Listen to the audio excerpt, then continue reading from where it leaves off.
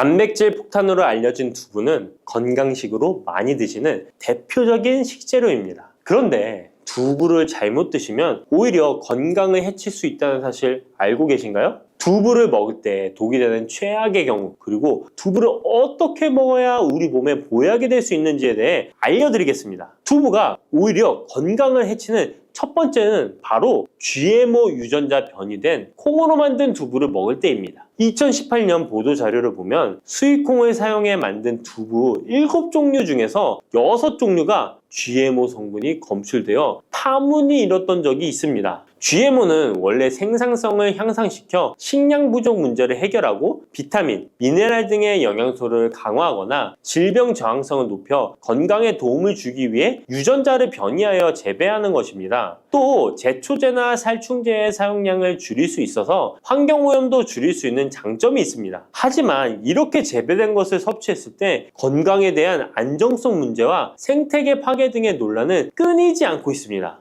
우리나라에서는 GMO 재배를 법으로 금지하고 있으며 많은 나라들이 GMO의 수입과 생산을 규제하고 있습니다. GMO 식품을 꾸준히 섭취할 경우 건강에 문제가 생길 수 있는데요. 2년 동안 실험지 200마리에게 GMO 옥수수를 먹인 실험 결과 20%의 쥐에서 종양이 발생했고 종양의 크기도 컸는데요. 종양의 크기가 탁구공만큼 크게 자란 쥐도 발견됐는데 쥐 전체 몸무게의 4분의 1에 해당되는 무게였다고 합니다. GMO 표기가 의무이기 때문에 GMO 표기가 없는 식품을 사 먹으면 되지만 문제는 식품을 몇 차례 가공 과정을 거쳐 GMO의 DNA나 단백질이 남아있지 않은 식품은 GMO 표기를 하지 않아도 된다는 규정이 있기 때문에 소비자로서는 불안할 수밖에 없는데요. 따라서 두부를 구매하실 때 원료가 수입산이 아닌 국내산 콩으로 만든 두부를 사 드시길 바랍니다. 우리나라는 GMO 재배 자체가 금지이기 때문에 국내에서 재배된 식품은 안심하고 드셔도 됩니다. 두부가 건강을 해치는 두 번째는 바로 유부를 드시는 것입니다. 유부는 두부를 기름에 튀겨서 만드는 건데요. 유부를 먹는 방법에는 대표적으로 유부초밥이 있지만 이외에도 다양한 요리의 재료로 사용됩니다. 유부의 고소한 맛과 부드러운 식감 때문에 다양하게 사용되지만 건강에 해로울 수 있으니까 주의하셔야 됩니다. 두부를 기름에 튀겨 만든 유부는 칼로리가 높아질 뿐만 아니라 트랜스 지방이 생성됩니다. 트랜스 지방은 혈관 내 콜레스테롤을 증가시키고 심혈관 질환의 위험을 증가시킵니다. 이로 인해 대사증후군과 뇌 기능에도 영향을 미쳐 인지력, 학습 능력을 감소시키는 부작용을 일으킬 수 있습니다. 유부를 아예 드시지 말라는 게 아니라 맛이 좋고 간단하게 식사 대용으로 드실 수 있는 유부만 맛이 좋고 간단하게 식사 대용으로 드실 수 있는 유부지만 과하게 드시지 않고 적절히 드시면 좋겠죠? 세 번째, 두부를 드실 때 주의할 점은 시금치와 함께 드시면 안 된다는 것입니다. 시금치는 철분이 풍부하게 함유되어 있어 빈혈 예방에 효과적으로 알려져 있습니다. 또한 비타민 A, 루테인, 제아잔틴 등의 영양소가 풍부하여 눈 건강 증진에 탁월한 효능이 있고 마그네슘, 비타민 K 등이 풍부해서 뼈 건강 증진에 효과적인 것으로 알려져 있습니다. 그러나 문제는 시금치에 함유된 옥살산입니다. 이 옥살산이 두부의 칼슘과 결합하여 수산칼슘이라는 성분이 만들어지는데 이 성분이 결정을 이루어 신장이나 요로에 쌓여 결석이 됩니다. 신장결석, 요로결석이 되어 극심한 통증을 유발할 수 있다는 것입니다. 시금치를 드실 때는 두부와 같이 칼슘이 많은 음식을 피하시고 별도로 섭취하시는 게 좋겠습니다. 네 번째, 두부를 드실 때 오히려 해가 되는 경우는 갑상선이 약하신 분들입니다. 두부에는 사포닌이라는 성분이 함유되어 있는데 사포닌을 많이 섭취하게 되면 요오드가 몸 밖으로 과도하게 배출될 수 있습니다.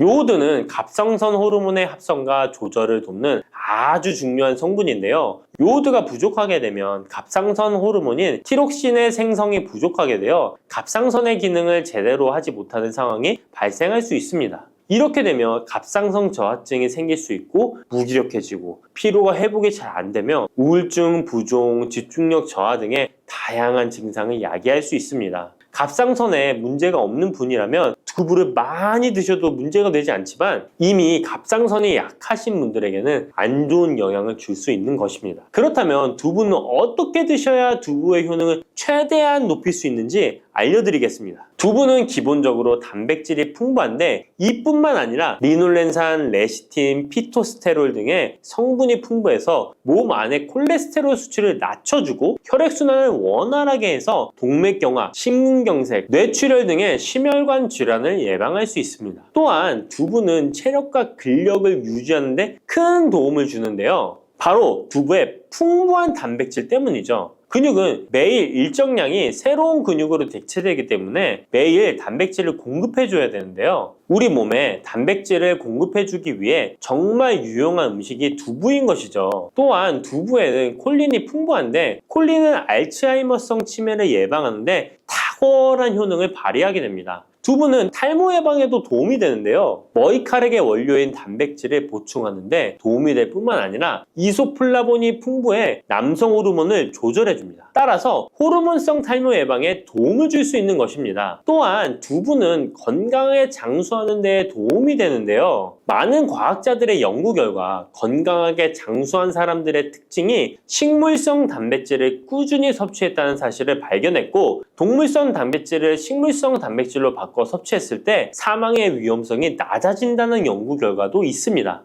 이러한 효능이 극대화가 되려면 소화 흡수가 잘 되어야겠죠. 두부 중 소화 흡수가 가장 잘 되는 것이 바로 순두부입니다. 순두부는 일반 두부와 마찬가지로 비질을 분리한 콩물에 응고력이 약한 응고제를 넣어 만든 것인데요. 그렇기에 훨씬 부드럽고 소화 흡수가 잘 되는 형태가 되는 것입니다. 하지만 단점은 일반 두부보다 단백질, 섬유질 등의 영양 성분의 함량이 떨어지는데요. 이런 단점을 보완하기 위해 계란과 함께 드시면 좋은 대안이 될 수 있어요. 순두부찌개에 계란이 들어가 있는 것이 맛뿐만 아니라 영양적으로도 찰떡궁합인 것이죠. 순두부와는 식감이 완전히 다른 쫄깃한 두부면이 요즘 인기가 높아지고 있는데요. 밀가루를 대체할 수 있는 다이어트 식품으로 많이 알려지고 있습니다. 다양한 면 요리에 사용되는데 단순히 두부를 면 모양으로 만든 것이 아니라 일반 두부보다 단백질의 함량이 2배 정도 높아서 건강에 더욱 좋은 식품입니다. 두부에서 수분을 빼고 응축시켜 만들기 때문에 같은 무게당 영양 성분의 함량이 높아지는 것입니다. 두부는 양배추와 함께 드시면 좋은데요. 두부는 단백질이 풍부하지만 비타민C와 섬유질이 부족한데 양배추와 함께 드시면 모든 영양소를 골고루 섭취할 수 있게 되는 것입니다. 또 귀리를 넣은 잡곡밥과 함께 드시면 좋은데요. 귀리에 풍부하게 함유된 식이섬유와 베타글루칸과 두부의 단백질, 칼슘을 충분히 섭취할 수 있는 것입니다. 두부는 그리고 미역과 김, 다시마와 같은 해조류와 함께 드시면 좋은데요. 이런 해조류와 함께 드시게 되면 두부의 단백질을 흡수하는데 극대화가 되고 두부의 사포닌으로 인한 요오드 배출을 해조류의 풍부한 요오드 성분이 상쇄시켜 줄 수 있는 것입니다.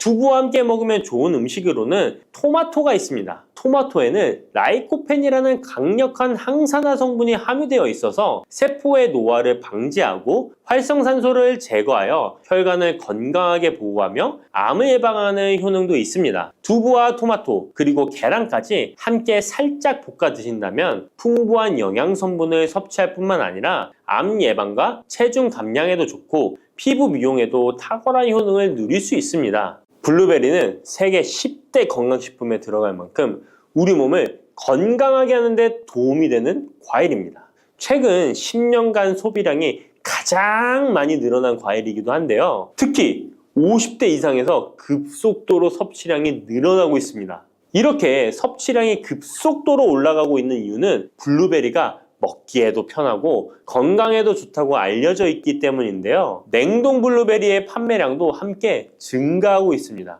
냉동 블루베리를 씻지 않고 그냥 드시는 분들이 많아지고 있는데요. 누구는 그냥 먹어도 된다. 어떤 사람은 반드시 씻어서 먹어야 된다. 의견이 분분합니다. 영상을 통해서 블루베리를 먹는 방법과 블루베리의 효능, 함께 먹으면 안 되는 음식과 함께 먹으면 좋은 음식까지 블루베리에 대한 모든 것 알려드리겠습니다. 먼저 냉동 블루베리 씻어야 되느냐 그냥 먹어도 되느냐 완벽하게 정리해드리겠습니다. 결론부터 말하자면 씻어서 드시는 것이 안전하다입니다. 먼저 냉동 블루베리를 구입하셨다면 식품의 유형을 확인하시기 바랍니다. 식품의 유형에 과체 가공품이라고 적혀 있다면 씻어서 냉동한 블루베리이기 때문에 그냥 드셔도 되긴 합니다. 그런데 식품 유형에 농산물이라고 표기되어 있다면 이것은 씻지 않고 냉동되어 유통된 블루베리이기 때문에 반드시 씻어서 드시는 것이 좋습니다. 그런데 간혹 식품에 유형이 표기되어 있지 않은 제품들도 있는데요. 이런 제품도 씻어서 드시는 게 좋겠죠? 2022년 한국소비자연맹에서 현재 시중에서 판매되고 있는 냉동과일, 블루베리, 망고, 딸기 등의 제품을 선정하여 안정성 평가를 했는데요. 과체 가공품 같은 세척과일 제품에서 미생물, 잔류농약, 곰팡이, 독소 등의 검사에서 규격 기준에는 적합하긴 했지만 미생물과 잔류농약이 검출된 제품들도 있었습니다. 이 자료를 바탕으로 한다면 냉동 블루베리 제품도 이미 씻어서 유통이 되고 있다고 할지라도 한번 씻어서 드시는 것이 좋겠습니다. 블루베리를 씻는 방법은 흐르는 물에 30초 정도만 씻어주면 되는데요. 깨끗이 씻는다고 블루베리를 물에 오래 담가두거나 흐르는 물에서도 오래 씻으면 안 됩니다. 블루베리에 함유된 안토시아닌 성분은 수용성이기 때문에 영양소가 다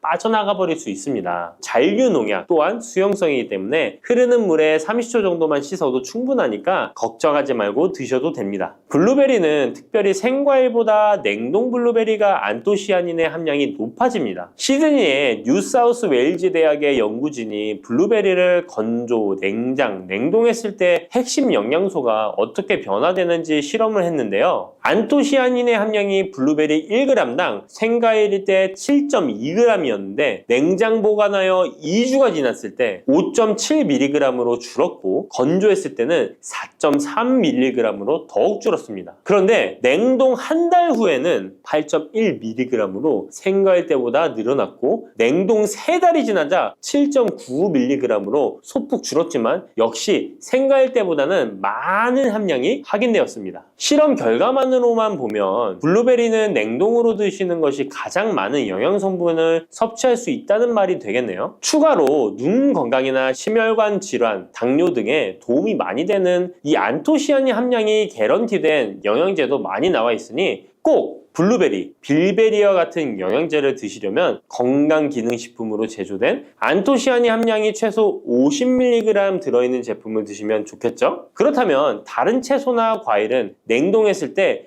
핵심 영양소의 함량이 어떻게 될까요? 영양소에 따라 보존력이 강한 것도 있고 약한 것도 있는데요. 딸기의 한 종류인 라즈베리는 폴리페놀이 핵심 영양소인데요. 생과일 때보다 냉동일 때 킬로그램당 폴리페놀의 함량이 100mg 정도 상승하는 것으로 나타났습니다. 당근의 경우에는 핵심 영양소가 베타카로틴인데요. 냉동 보관했을 때 3개월이 지나면 베타카로틴의 함량이 현저히 감소하는 것으로 확인되었습니다. 이렇듯 냉동 채소, 냉동 과일은 핵심 영양 성분에 따라 함량이 높아질 수도 있고 낮아질 수도 있습니다. 냉동 블루베리를 구입하셔서 보관할 때는 주의할 사항이 있습니다. 판매되는 냉동 블루베리는 대량으로 포장되어 있는데요. 한 번에 드실 수 없는 양이죠. 냉동 블루베리는 해동해서 드시게 되면 녹으면서 안토시아닌까지 함께 녹아 나오기 때문에 냉동실에서 꺼내 바로 드시는 것이 좋습니다. 혹시나 해동이 되었다면 다시 냉동하시면 안 됩니다. 해동이 되면서 미생물이 증식을 하게 되며 그 상태로 냉동을 하면 미생물까지 함께 냉동이 되고 그것을 드시게 되면 복통, 설사를 유발할 수 있습니다. 자, 이제 블루베리의 효능에 대해 알아보겠습니다. 블루베리의 핵심 영양소인 안토시아닌은 폴리페놀의 일종으로 식물에 많이 함유된 청자색을 띠는 성분인데요.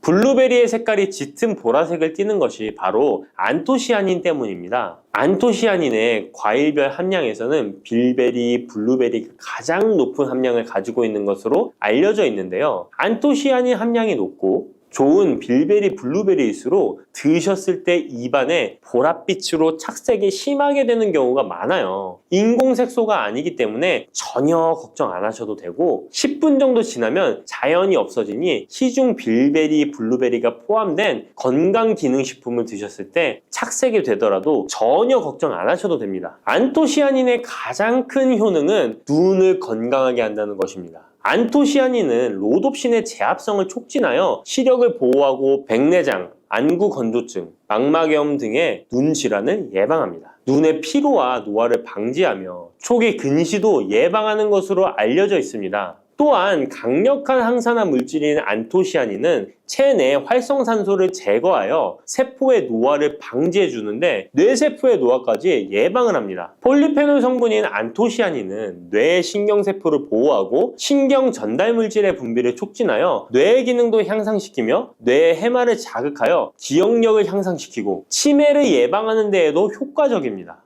테로스틸벤 성분이 뇌의 신경 전달 물질인 도파민과 노르에피네프린의 분비를 촉진하여 집중력을 향상시키는 데에도 도움을 주는 것으로 알려져 있습니다. 간단히 말하자면 블루베리를 꾸준히 섭취하시면 기억력, 집중력을 향상시키고 치매를 예방하는 데에도 조금이나마 도움을 줄 수 있다는 것이에요. 또한 활성산소를 제거하는 안토시아닌은 피부 미용에도 좋은 효능을 발휘하는데요. 피부 노화를 방지할 뿐만 아니라 염증을 제거하고 억제하는 효과도 있어서 여드름, 피부를 개선하는 데에도 도움이 됩니다. 또한 비타민과 미네랄이 풍부하여 피부를 건강하게 유지하고 풍부한 안토시아닌과 비타민C는 피부의 수분을 유지하는 데 도움을 주어 주름을 예방하고 피부톤을 밝게 하는 데에도 도움을 줍니다. 그리고 풍부한 식이섬유는 장의 운동을 촉진시켜주고 장 내의 노폐물을 흡착하고 배출시켜 피부 트러블을 개선하는 효과도 있습니다. 나이가 들면서 머리숱도 많이 줄어들게 되어 탈모로 걱정하시는 분들도 늘어나는데요. 블루베리는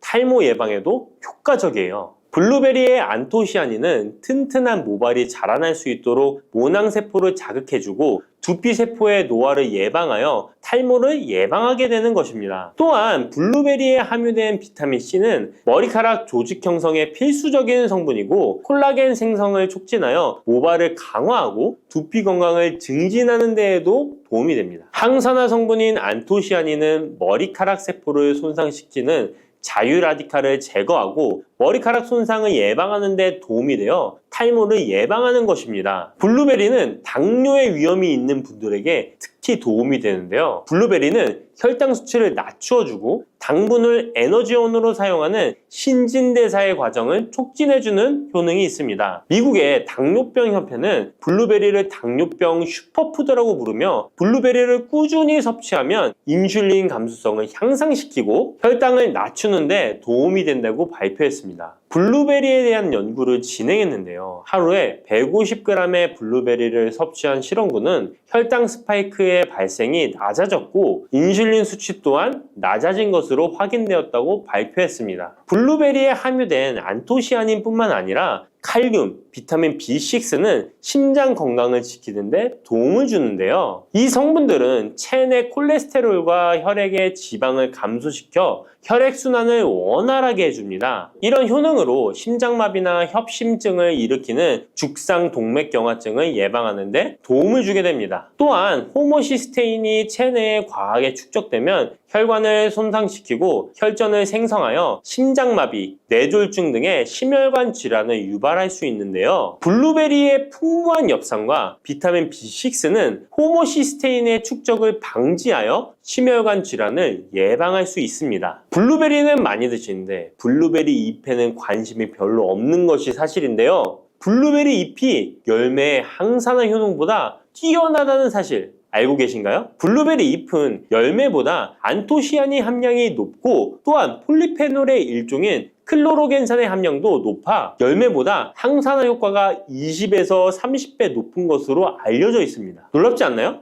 이러한 블루베리 잎은 차로 우려서 드시면 되는데요. 물 1리터에 잎 4g을 넣고 10분 정도 끓인 후에 식혀서 드시면 됩니다. 블루베리가 새콤달콤한 맛이 난다면 블루베리 잎차는 구수한 맛이 나는 것이 특징입니다. 이렇게 좋은 블루베리도 함께 먹으면 안 되는 음식이 있는데요. 바로 우유입니다. 깜짝 놀라지 않으셨나요? 보통 냉동 블루베리를 우유와 함께 믹서기에 갈아서 주스로 많이 드시는데요. 이렇게 되면 블루베리의 영양소가 파괴됩니다. 국제의학바이오 저널의 연구에 따르면 블루베리의 폴리페놀 성분과 우유 단백질의 친화성 때문에 블루베리와 우유를 함께 먹게 되면 블루베리의 항산화 성분이 대부분 파괴된다고 발표했습니다. 그리고 우유에 함유된 칼슘은 블루베리의 안토시아닌과 만나면 칼레이드화 되는데요. 이것은 둘이 결합하여 덩어리를 만든다는 것입니다. 이렇게 덩어리가 된 물질은 불용성 침전물로서 체내에서 녹거나 흡수되지 않고 몸 밖으로 배출되게 됩니다. 이 과정에서 체내에 머물며 소화되지 않기 때문에 위와 장에 큰 부담을 주게 됩니다. 이 때문에 블루베리와 우유를 자주 섭취하시거나 위와 장이 약하신 분들이 드실 경우 위장에 염증을 유발할 위험이 있습니다. 특히 신체 기능이 많이 떨어져 있는 나이가 많으신 분들이 이렇게 드시면 위장에 안 좋을 수 있으니 주의하시기 바랍니다. 블루베리 주스를 만들어 드실 때는 우유 대신 오트밀이나 물을 첨가하여 드시는 것이 좋겠습니다. 우유가 블루베리와 맞지 않는다고 해서 요거트도 맞지 않는 것은 아닙니다. 요거트는 발효 과정을 거쳐 단백질이 쉽게 분해되기 때문에 항산화 성분의 흡수율을 높여줍니다. 요거트에 냉동 블루베리를 얹어서 먹는 것은 좋은 블루베리를 먹는 방법이 되겠습니다. 블루베리를 드실 때 주의하셔야 할 분들도 있습니다. 블루베리에는 살리살신이라는 성분이 있는데 이것 때문에 알레르기 반응을 일으키는 분들이 있습니다. 블루베리를 드시면 입술이 붓거나 간지러운 증상이 나타나고 복통과 설사의 증상이 나타난다면 즉시 블루베리 섭취를 중단하셔야 합니다. 그리고 블루베리에는 혈액을 묽게 만드는 비타민 K가 풍부하게 함유되어 있는데요. 심장질환이나 뇌혈관 질환 등으로 이미 아스피린과 같은 혈전 용해제를 복용하고 계신 분들이 블루베리를 과잉 섭취하게 되면 문제가 발생할 수 있으니 섭취를 주의하셔야 합니다. 또한 사람에 따라서 블루베리가 일시적으로 혈당을 낮추는 효과가 있기 때문에 당뇨가 있는 분들이 블루베리를 과잉 섭취할 경우에 저혈당 증세도 나타날 수 있습니다. 어떤 음식이든 각자 자신의 체질에 맞게 드시는 게 가장 좋겠습니다. 여러분, 달콤 쌉쌀한 계피 좋아하시나요? 저는 향긋한 수정과도 좋아하고 계피가루를 얹은 라떼도 매우 좋아하는데요. 계피는 단순히 향긋한 맛을 주는 향신료 이상의 효능을 가지고 있다는 것 알고 계신가요? 우리가 몰랐던 계피의 효능, 함께 먹으면 좋은 음식들, 그리고 주의할 점까지 자세히 알려드릴게요. 첫 번째 계피의 효능은 바로 암 예방 효과입니다. 계피는 항산화 성분이 풍부한 음식인 거 아시나요? 우리나라뿐만 아니라 전 세계적으로 계피는 많은 사랑을 받고 있는데요. 향이 좋을 뿐만 아니라 계피의 효능 또한 뛰어나기 때문입니다. 계피에는 항산화 물질이 함유되어 있는데요. 이런 항산화 물질은 우리 몸의 세포가 노화되거나 손상되는 것을 막아주는 역할을 합니다. 특히 계피에 들어있는 시나믹 알데하이드라는 성분이 강력한 항암 효과를 가지고 있어 암세포의 성장을 억제하는 효과가 있는 것이죠. 연구에 따르면 계피는 특히 대장암이나 간암 예방에 효과적일 수 있다고 하는데요. 계피에는 항산화 물질인 폴리페놀이 풍부하게 함유되어 자유라디칼이라고 불리는 유해한 분자로부터 세포를 보호하는 역할을 합니다. 자유라디칼은 암 예방과 관련된 DNA 손상을 일으킬 수 있으므로 항산화 작용을 통해 암 예방에 도움을 줄 수 있습니다. 꾸준히 섭취하면 암 예방에 큰 도움이 될 수 있겠죠? 계피의 놀라운 효능 두 번째는 탁월한 콜레스테롤 관리입니다. 계피는 콜레스테롤 수치 조절에도 아주 유익한 식품인데요. 계피에 포함된 식이섬유와 폴리페놀 성분이 이와 같은 효능을 나타내는데 이 성분들이 혈관을 깨끗하게 유지하는데 중요한 역할을 한다고 합니다. 여러 연구에 따르면 계피에 포함된 성분들이 혈중 나쁜 콜레스테롤 LDL을 감소시키고 좋은 콜레스테롤 HDL을 증가시키는데 도움을 주고 있다고 합니다. 이는 계피에 함유된 특정 화합물이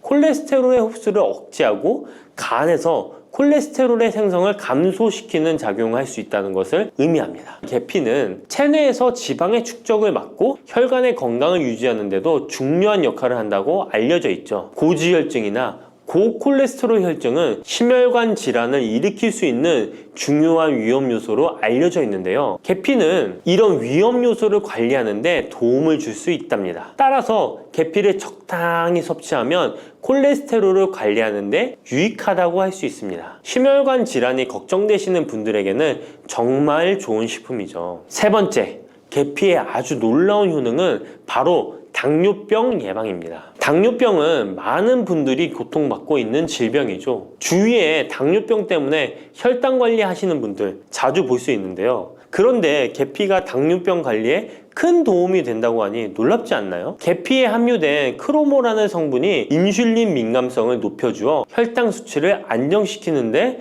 도움을 줄 수 있다고 하는데요. 연구에 따르면 계피를 꾸준히 섭취한 사람들은 식후 혈당이 급격하게 상승하는 것을 막을 수 있다고 합니다. 또한 계피에 포함된 시네믹 알데하이드 성분이 인슐린 민감도를 높여주고 혈당 수치를 안정시키는데 도움을 준다고 알려져 있죠. 이 성분이 인슐린이 더 잘 작용하도록 돕기 때문에 혈당을 효과적으로 조절하는데 도움을 주는 역할을 할 수 있습니다. 우리나라보다 더 계피를 좋아하는 인도에서 계피 섭취와 대사증후군에 관련한 실험이 진행되었는데요. 인도 델리 학교에서 진행한 실험 연구에 따르면 대사증후군이 있는 116명을 두 그룹으로 나눈 뒤 16주간 한 그룹은 계피 추출물을 섭취하고 다른 한 그룹은 계피가루가 들어있다고 속인 가짜 약을 섭취하게 했는데요. 16주 뒤 확인했더니 계피 추출물을 먹은 그룹은 가짜 약을 먹은 그룹에 비해 대사증후군에 악영향을 주는 체중, 혈당, 콜레스테롤 등의 수치가 개선되었다고 합니다. 참으로 놀랍죠. 물론 계피를 꾸준히 섭취하는 것만으로도 당뇨병을 완전히 예방할 수 있는 것은 아니지만 식이요법에 포함시킬 수 있는 좋은 재료라는 점은 분명합니다. 네 번째,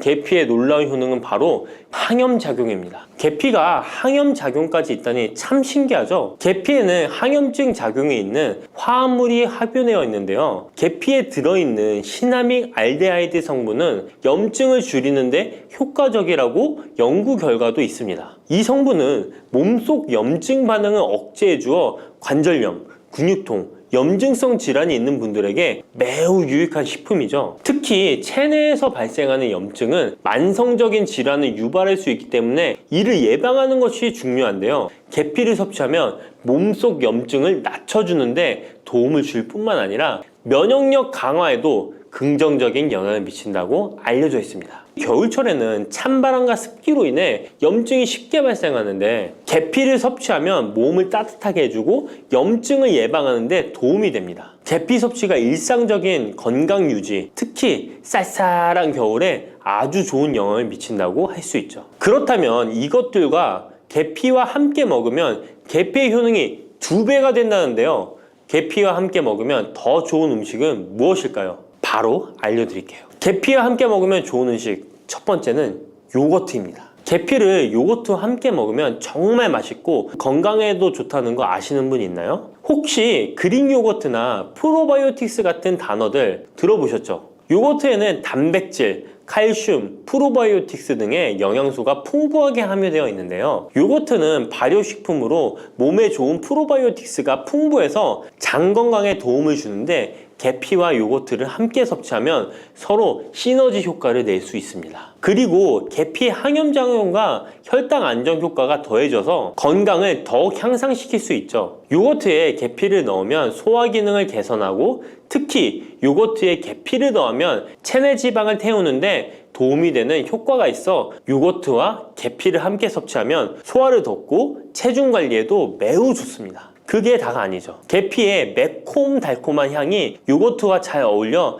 맛있게 즐길 수 있습니다. 요거트를 자주 드시는 분들은 꼭 한번 계피를 뿌려서 드셔보세요. 샐러드 드실 때 드레싱으로 요거트를 사용한 뒤 그 위에 계피가루 톡톡 뿌려서 드시는 것도 아주 좋은 계피와 요거트 활용법입니다. 계피와 찰떡궁합인 식품 두 번째는 사과입니다. 계피와 사과는 정말 잘 어울리는 조합인 거 아시나요? 사과에는 비타민C와 식이섬유, 항산화 성분이 풍부해서 면역력 강화와 소화에 도움을 주는 과일인데요. 계피는 당뇨병 예방과 관리에 도움을 주며 혈당 조절에 효과적인데요. 계피와 사과를 함께 먹으면 두 가지 재료의 장점이 더해져 더욱 효과적인 건강 관리가 가능하다는 것이에요. 그리고 이 두 가지가 만나면 체중 관리에도 큰 도움이 된다니 같이 안 먹을 이유가 없겠죠. 맛 또한 더욱 좋아지는데요. 계피는 사과의 달콤한 맛을 더욱 풍부하게 만들어주는데 서양에서는 디저트로 사과파이에 계피가루를 얹어 향긋하게 즐기는 게 유명하죠. 같이 섭취할 때는 사과에 계피를 뿌려서 간단히 먹거나 사과를 얇게 썰어 계피를 뿌려 먹으면 더욱 맛있고 건강한 간식이 될 수 있다는 것 기억해 주세요. 세 번째, 계피와 먹으면 좋은 음식은 바로 커피입니다. 계피와 커피는 정말 좋은 궁합을 자랑한다는 거 아셨나요? 커피는 카페인 덕분에 활력을 주는 음료인데요. 커피의 쓴맛이 사람마다 호불호가 갈릴 수 있습니다. 그런데 계피를 커피에 넣으면 그 쓴맛이 부드럽게 변화하면서 더 풍부하고 깊은 맛을 느낄 수 있는데요. 계피가 커피의 쓴맛을 부드럽게 감싸주기 때문에 커피를 마시는 동안에 입안에 더 부드러운 느낌을 주게 되는 것이죠. 계피는 항염증 효과와 항산화 효과가 뛰어나서 커피와 함께 마시면 건강 효과도 한층 더 올라가는데요. 커피 자체에도 많은 항산화 물질이 포함되어 있는데 계피 역시 강력한 항산화 성분을 가지고 있기 때문에 둘을 합쳐 마시면 체내 염증을 줄여주고 세포를 보호하는 효과를 볼 수 있는 것이에요. 계피와 커피를 함께 마실 때 또 다른 장점이 있는데요. 그건 바로 혈당 조절에 있습니다. 커피는 그 자체로 혈당을 빠르게 올리는 경향이 있는데요. 계피가 이 과정을 완화시켜주면서 커피를 드실 때 혈당이 급격하게 상승하는 것을 방지할 수 있습니다. 그래서 당뇨가 있으신 분들께도 이 두 음료의 조합은 매우 추천드립니다. 그렇다면 계피와 커피는 어떻게 함께 먹는 게 좋을까요? 계피와 커피를 함께 즐기기 위한 가장 간단한 방법은 계피가루를 커피에 넣는 것인데요. 커피가 다 내려준 후 4분의 1티스푼의 계피가루를 넣고 잘 저어주면 계피의 향이 커피와 자연스럽게 어우러져 향긋한 커피 한 잔을 만들 수 있습니다. 계피를 너무 많이 넣으면 커피의 맛이 너무 강해질 수 있으니 적당량을 넣어주는 것 잊지 마세요. 또한 계피 스틱을 사용해 커피를 우려내는 방법도 있는데요. 커피를 내린 후에 계피 스틱을 커피에 넣고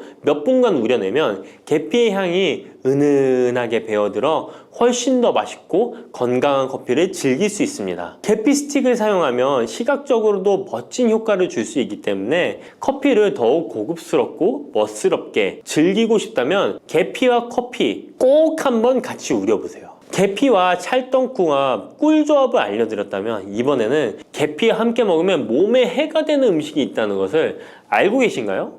그것은 바로 귤이나 자몽, 레몬 같은 시트러스 계열의 과일인데요. 계피와 시트러스 계열 과일을 함께 먹으면 안 되는 이유 바로 알려드릴게요. 많은 분들이 시트러스 계열 과일, 예를 들어 오렌지나 레몬을 좋아하시는데요. 이 과일들은 비타민C가 풍부하고 상큼한 맛이 참 일품이죠. 하지만 계피와 시트러스 과일을 함께 먹을 때는 주의가 필요한데요. 계피의 주요 성분 중 하나인 시나몰은 계피가 가진 가장 독특한 향을 만들어내는 성분. 계피의 주요 성분 중 하나인 시나몰은 계피가 가진 독특한 향을 만들어내는 성분인데 이 시나몰이 시트러스 계열 과일의 산성 성분과 결합하면 위에서 소화가 잘 되지 않거나 불편한 증상을 유발할 수 있습니다. 특히 속쓰림이나 위경련이 일어날 수 있는데요. 이는 계피와 시트러스 과일이 소화효소의 분비를 방해하고 서로 반응하면서 위에 자극을 주기 때문입니다. 거기에다 시트러스 과일의 산도가 더해져 위산이 과도하게 분비될 수 있기 때문에 계피와 오렌지, 레몬, 귤과 같은 과일들을 함께 먹는 것은 피하는 것이 좋습니다. 만약 계피와 과일을 함께 즐기고 싶다면 아까 알려드렸던 사과도 매우 좋고 아니면 배도 계피와 잘 어울리는데요. 이러한 과일 소화에도 부담을 주지 않기 때문에 이제부터 계피와 과일을 함께 드시고 싶다면 꼭 유의해 주세요. 계피가 많은 효능을 가지고 있지만 부작용도 있을 수 있는데요. 계피를 섭취할 때 주의할 점은 무엇일까요? 그건 바로 과다 섭취, 간에 손상을 줄 수 있기 때문입니다. 계피는 적당히 섭취하면 건강에 많은 도움을 주지만 과다 섭취 시에 간에 부담을 줄 수 있다는 거 아셨나요? 특히 일반적으로 판매되는 카시아 계피는 쿠마린이라는 성분을 포함하고 있는데요. 이 성분은 과다 섭취 시에 간 손상을 일으킬 수 있습니다. 쿠마린은 간 독성을 일으킬 수 있는 물질로 알려져 있기 때문에 계피를 과다하게 섭취하는 것은 최대한 피하는 것이 좋겠죠? 여기서 우리가 주로 섭취하는 계피가 카시아 계피인지 세이론 계피인지 헷갈리시는 분도 있으실 거예요. 둘의 차이점을 알려드릴게요. 일반 계피는 주로 카시아 계피인데요. 카시아 계피는 중국, 인도, 베트남 등의 아시아 지역에서 많이 재배됩니다. 이 계피는 맛이 더 강하고 매운맛이 나면서 향도 좀 더 진하죠. 가격도 비교적 저렴해서 국내 유통되는 계피는 대부분 이 카시아 계피입니다. 세이론 계피는 주로 스리랑카, 인도의 일부 지역에서 자주 자생하는데요. 이 세이론 계피는 쿠마린의 함량이 매우 적답니다. 그래서 세이론 계피는 일반 계피보다 상대적으로 많이 섭취해도 건강에 부담이 적다는 것이죠. 세이론 계피는 향도 더 섬세하고 가벼운 느낌을 준다는 건데요. 세이론 계피는 더 희귀하고 가격이 비싸고 고급 계피로 취급되며 주로 건강식품이나 고급 요리에 사용됩니다. 앞서 말했듯이 우리가 쉽게 구할 수 있는 계피는 카시아 계피인데요. 그래서 섭취할 때는 보통 하루에 1에서 2g 정도 섭취하는 것이 안전한 양으로 권장되고 있고, 과다 섭취로 계피의 부작용을 경험하고 싶지 않으시다면 계피를 섭취할 때는 적당량을 지키는 것이 중요합니다. 꼭 기억해 주세요. 혈관을 깨끗하게 하고 당뇨를 예방하려면 땅콩을 이렇게 드셔야 합니다. 여러분, 땅콩 좋아하시는 분 있으신가요? 저는 땅콩과 건어물을 안주로 참 좋아하는데요. 이런 맛있는 땅콩이 건강에 좋은 효능들이 많다는 것 혹시 아시나요? 심심풀이 땅콩이라는 말이 있을 정도로 땅콩은 우리에게 매우 친숙한 음식인데요. 하지만 땅콩의 그 놀라운 효능을 제대로 아는 분은 많이 없을 거예요. 땅콩이 얼마나 우리 몸에 좋은 영향을 미치는지, 그리고 어떻게 섭취하면 더 좋은 효과를 볼 수 있는지 땅콩에 대해서 자세히 알아보겠습니다. 어렸을 적에 키가 작은 친구를 땅콩 같다고 놀리지 않으셨나요? 작은 땅콩 한 알에는 단백질, 지방, 탄수화물, 식이섬유는 물론 비타민 E, B군, 칼륨, 마그네슘, 철분, 폴리페놀, 폴라보노이드, 레스베라트롤 등 여러 가지 몸에 좋은 영양소가 매우 풍부하게 들어있는데요. 이렇게 영양이 풍부하고 맛도 고소한 땅콩의 놀라운 효능 7가지 바로 소개해 드릴게요. 땅콩의 놀라운 효능 첫 번째는 심혈관 질환 개선입니다. 미국 심장학회에서 땅콩을 추천 음식으로 소개한 것 알고 계신가요? 땅콩의 크기는 작지만 땅콩 안에 들어있는 영양소는 결코 작지 않습니다. 땅콩은 불포화 지방산을 많이 함유하고 있고, 특히 땅콩에 함유된 모노불포화 지방산과 다불포화 지방산은 나쁜 콜레스테롤인 LDL 수치를 낮추고 좋은 콜레스테롤인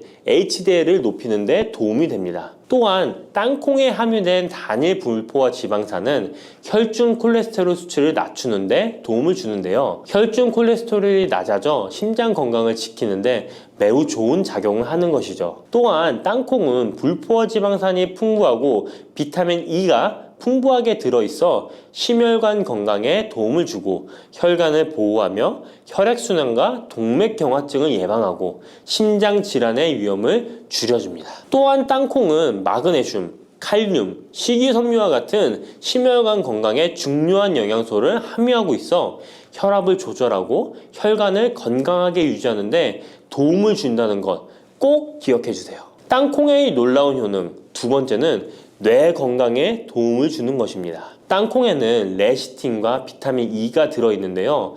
이 성분들은 뇌세포를 보호하고 뇌 건강을 유지하는 데 중요한 역할을 합니다. 특히 땅콩은 기억력과 집중력 향상에 도움이 될 수 있어 중년과 노년층에게 매우 유익한 음식이라는 것 아시나요? 땅콩이 함유된 비타민 E, 폴리페놀, 특히 레스베라트롤 등 강력한 항산화 성분은 뇌 건강에 도움을 줍니다. 이러한 항산화 성분은 뇌에서 발생할 수 있는 산화 스트레스를 줄여주며 이는 신경세포를 보호하고 뇌 기능을 향상시키는 기능도 해준답니다. 또한 땅콩은 불포화 지방산, 특히 오메가3 지방산을 포함하고 있어 뇌 기능을 개선하고 치매와 같은 뇌 질환을 예방할 수도 있는데요. 특히 불포화 지방산은 뇌세포의 구성 성분으로 중요한 역할을 하며 뇌신경 전도 속도를 높여 기억력과 합승 능력을 향상시킬 수 있습니다. 땅콩의 효능 정말 놀랍지 않나요? 아직 놀라기는 이른데요. 땅콩의 효능 세 번째는 체중 관리에 도움을 주는 것입니다. 땅콩은 단백질과 섬유질이 풍부해서 조금만 먹어도 포만감을 오래 유지시켜주는데요. 그래서 과식을 예방하고 체중을 관리하는 데 도움을 줄 수 있죠. 그냥 땅콩도 좋지만 땅콩을 갈아 만든 땅콩버터도 포만감을 오래 유지시켜줘서 과식을 방지하는 데 효과적입니다. 또한 단백질과 지방산이 풍부해서 에너지를 공급하고 건강한 체중 관리를 돕습니다. 하지만 모든 음식은 과유불급, 작지만 영양이 풍부한 땅콩은 고칼로리 식품이기 때문에 하루에 10알에서 20알 정도 적당량을 섭취하는 것이 중요하다는 것 꼭 기억해 주세요. 땅콩의 놀라운 효능 네 번째는 바로 당뇨 관리 효능입니다. 땅콩이 당뇨에 효능이 있다니 신기하죠? 땅콩에는 불포화 지방산이 많이 함유되어 있고 혈당 수치가 낮아서 혈당을 천천히 올리는 효과가 있는데요. 그래서 당뇨병 환자들에게도 좋은 간식으로 평가되고 있습니다. 또한 땅콩에 포함된 섬유질과 단백질이 혈당을 안정적으로 유지하는 데 도움을 주는데요. 땅콩에 포함된 식이섬유 또한 혈당의 흡수를 늦추고 혈당 수치를 안정적으로 유지하는 데 도움을 준다는 것입니다. 뿐만 아니라 땅콩의 마그네슘과 비타민 B9는 인슐린 감수성을 향상시키는 데 도움을 주고 이로 인해 땅콩은 당뇨병 예방 및 혈당 관리에 탁월한 식품으로 평가되고 있죠. 땅콩의 효능 정말 놀랍지 않나요? 아직 안 끝났습니다. 땅콩의 효능 다섯 번째는 피부 건강에 도움을 주는 것입니다. 땅콩에 들어있는 비타민 E와 항산화 물질이 피부를 건강하게 유지하는 데 좋은 영향을 주는데요. 땅콩에 들어있는 비타민 E는 강력한 항산화제로 피부 세포를 자유 라디칼로부터 보호하고 피부 노화를 지연시키는 데 좋은 영향을 줍니다. 이 성분은 피부의 탄력을 유지하고 주름을 예방하는 데 효과적이며 피부 노화를 방지하고 염증을 줄이며 피부를 매끄럽고 촉촉하게 만들어줍니다. 그래서 땅콩은 아름다운 피부를 위한 좋은 식품이죠. 그리고 땅콩에 포함된 불포화 지방산, 특히 올레산과 리놀렌산은 피부의 수분 유지를 도와 피부가 건조해지지 않도록 하며 염증을 줄여 피부 트러블을 완화하는 데 도움을 줄 수 있습니다. 뿐만 아니라 땅콩에는 아연이 포함되어 있어 피부 회복에 중요한 역할을 합니다. 땅콩에 함유되어 있는 아연은 상처 치유를 돕고 여드름과 같은 피부 문제를 개선하는 데 놀라운 효능도 있습니다.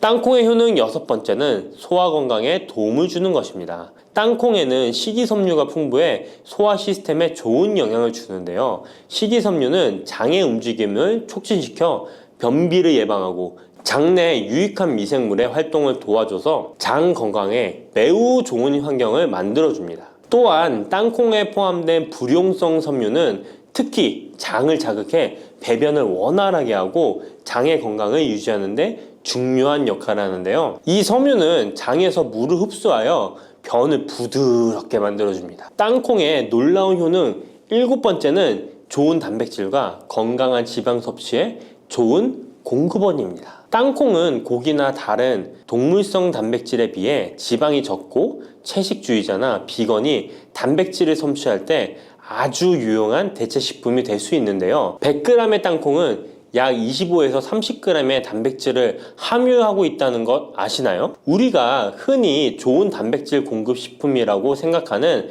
닭가슴살의 단백질 함량이 100g당 30에서 35g이라는 걸 생각해보면 단백질 함량은 닭가슴살에 비해 살짝 낮지만 대신 건강한 불포화 지방산과 다른 다양한 영양소도 다량 함유되어 있어 단백질을 섭취하기에 충분히 좋은 식품이랍니다. 이렇게 건강에 놀라운 효능이 있는 땅콩, 아무렇게나 드시면 땅콩의 효능을 100% 섭취할 수 없다는 것 아시나요? 보통 땅콩을 어떻게 조리해서 드시나요? 구워서? 볶아서? 삶아서? 모두들 좋아하는 방법이 다르실 텐데요.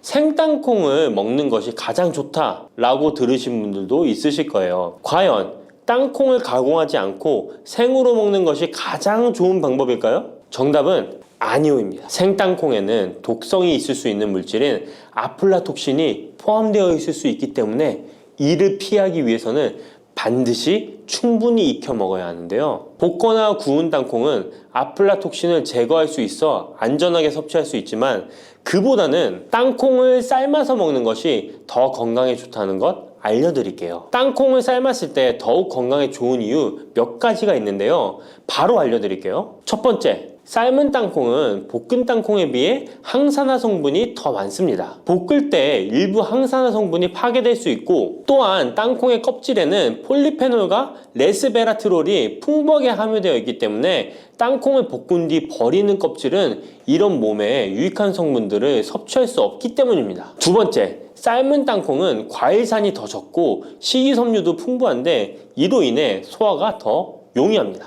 세 번째, 삶은 땅콩은 아크릴아마이드라는 발암 물질이 덜 생성됩니다. 아크릴아마이드는 고온에서 볶을 때 발생할 수 있는데 삶은 과정에서는 이 유해 물질이 생성되지 않습니다. 이제는 건강을 위해 삶아 드셔야 한다는 것 아셨죠? 하지만 땅콩을 섭취하시기 번거롭거나 조금 더 쉽게 섭취하고 싶은 분들도 있으실 텐데요. 이런 분들은 땅콩 버터를 드시면 됩니다. 땅콩 버터는 땅콩에 버터를 넣은 거 아니야? 라고 생각하시는 분도 있으시죠? 그것은 아니고 땅콩을 계속해서 갈게 되면 크림과 같은 형태로 변하게 되는데 이게 마치 버터처럼 부드러워 땅콩 버터라고 부르는 것입니다. 땅콩 버터는 땅콩의 영양소를 그대로 담고 있어 섭취할 때 매우 편리한데요. 다만 가공된 버터에는 설탕이나 염분이 추가될 수 있기 때문에 첨가물이 없는 순수한 땅콩 버터를 선택하는 게 좋겠죠? 땅콩 버터는 샐러드 드레싱에 넣거나 통밀빵에 발라 먹으면 더욱 맛있고 건강하게 섭취할 수 있습니다. 맛도 좋고 건강에도 좋은 땅콩, 이렇게 좋은 땅콩도 섭취하실 때 몇 가지 주의할 점이 있다는 것 알고 계신가요? 땅콩을 섭취할 때 주의할 점들 알려드릴게요. 땅콩 섭취 시 유의할 점 첫 번째는 알레르기입니다. 땅콩 알레르기 있는 분은 절대 땅콩을 드시면 안 되는데요. 땅콩은 알레르기를 일으킬 수 있는 대표적인 식품이기 때문에 본인이 알레르기가 있는 걸 인지하시는 분이라면 절대 피하셔야 합니다. 땅콩 알레르기는 가벼우면 목, 혀의 가려움이나 발진 등이 일어날 수 있는데요. 만약 알레르기 증상의 정도가 심하다면 호흡곤란, 혈압저하, 아나필락시스 등 매우 심각한 반응을 일으킬 수 있으므로 알레르기 반응이 있다면 즉시 땅콩 섭취를 중단하시고 의사와 상담받는 것이 필요합니다. 또한 땅콩이 들어간 음식이 아니어도 전에 같은 조리기구를 사용해서 만든 요리도 땅콩의 성분이 남아있을 수 있어 알레르기가 있는 사람에게는 위험할 수가 있는데요. 알레르기가 있는 분은 꼭 땅콩이 들어갈 수 없는 환경에서 조리가 된 건지 확인하는 게 중요합니다. 땅콩을 섭취할 때 유의사항 두 번째는 과다 섭취입니다. 고소한 땅콩은 손으로 집어먹기도 쉬워서 한 번 먹기 시작하면 하나, 둘 계속 입으로 들어가게 되는데요. 하지만 이렇게 계속 먹다간 아무도 모르는 사이에 체중이 증가할 수 있습니다. 땅콩은 고칼로리 식품이기 때문인데요. 하루 권장 섭취량은 약 10알에서 20알 정도 넘기지 않도록 주의하시고 적당량을 섭취하는 것이 중요합니다. 세 번째, 땅콩 섭취 시 주의할 점은 염분과 설탕이 추가된 가공식품을 피하는 것입니다. 땅콩이 몸에 좋다고 해서 시중에 판매되는 땅콩 버터나 땅콩 과자까지 좋은 것은 아닌데요. 땅콩의 겉면 위에 염분이나 설탕이 많이 포함된 제품들이 있습니다. 이러한 제품을 자주 섭취하면 혈압 상승이나 당뇨 유발 등의 문제가 발생할 수 있으므로 첨가물이 적은 제품을 선택하는 것이 좋습니다. 또한 땅콩 버터를 섭취할 때도 뒤에 성분표를 꼭 확인하셔야 하는데요. 맛으로 먹는 거라면 상관없지만 건강을 위해서 땅콩 버터를 섭취하시는 것이라면 100% 땅콩으로만 만들어진 제품인지 살펴보시고 구매해야 합니다. 땅콩 섭취 시 유의할 점 네 번째는 보관이 잘 된 땅콩을 섭취해야 하는 것입니다. 땅콩이 건조된 식품이라고 생각해서 실온에 대충 보관해 놓진 않으셨나요? 땅콩은 고지방 식품으로 지방산이 많이 포함되어 있기 때문에 산패가 될 수 있는데요. 산패된 지방산은 인체에 유해한 물질인 과산화지질을 생성할 수 있으며 이는 세포와 조직에 손상을 일으킬 수 있습니다. 땅콩이 보관 상태가 부적절해지면 곰팡이가 자주 발생하는데 이 곰팡이는 아플라톡신이라는 독소를 생성할 수 있습니다. 아플라톡신은 강력한 발암 물질로 알려져 있으며 장기적으로 섭취할 경우 간에 손상을 주거나 간암을 일으킬 수 있는 위험한 물질이죠. 따라서 땅콩을 보관할 때는 통풍이 잘 되고 건조한 장소에 보관해야 하며 곰팡이가 발생한 땅콩은 절대 섭취해서는 안 됩니다.